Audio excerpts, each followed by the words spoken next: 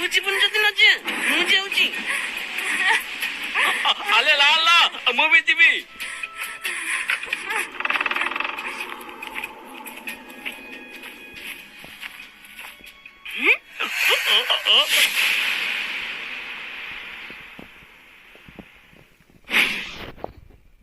କିନ୍ତୁ ମୁଁ କହୁଥିଲି ନା ନିଶ୍ଚୟ କିଏ ଗୋଟେ ଅସୁବିଧାରେ ପଡିଛି ବୋଲି। ତମେ କିଏ थे ଏତି ତମକୁ କିଏ ବାନ୍ଧି କାଲିକି ଲାକିତି? ମୁଁ ଗୋଟେ ପରୀ। ବର୍ଷା ପବନ ଯୋଗୁ ମୁଁ ଏ ଜଙ୍ଗଲରେ ଫସିଗଲି।